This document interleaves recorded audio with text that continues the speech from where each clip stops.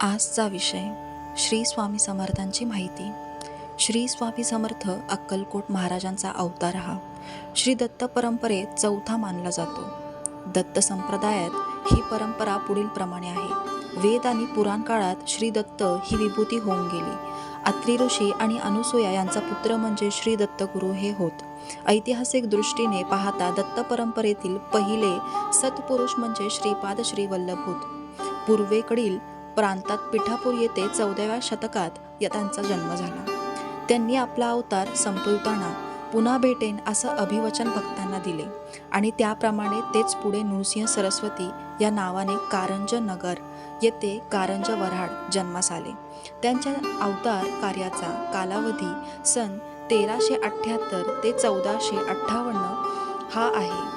त्यांनी गाणगापूर येथे श्रीपाद श्री वल्लभांच्या पादुकांची स्थापना केली. सन 1457 च्या सुमारास ते श्रीशैल यात्रेच्या वेळी कर्दळी वनातून गुप्त झाले आणि त्यानंतर सुमारे 300 वर्षांनी कर्दळी वनातून ते पुन्हा प्रकट झाले. तेच स्वामी समर्थ अक्कलकोट महाराज होत.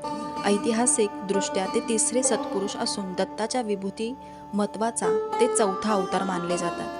श्री दत्त संप्रदायात जनार्दन स्वामी, एकनाथ दासोपंत, माणिक प्रभू, नारायण महाराज जालवणकर, चिदंबर दीक्षित, वासुदेवानंद सरस्वती उर्फ टेंबे स्वामी असे अनेक थोर सत्पुरुष होऊन गेले. श्री स्वामी समर्थांनी स्वतःचं मूळ पुरुष वडाचे झाड, दत्तनगर हे वस्तीस्थान आणि नाव नृसिंहबान असे भक्तांना सांगितल्याने दत्त संप्रदायात श्री स्वामी महाराजांचे स्वरूप हे श्री दत्ताचे चौथ्या अवतारित्व मानण्यात आले. त्यामुळे दत्तभक्त हे स्वामी भक्त झाले. श्री स्वामी समर्थ.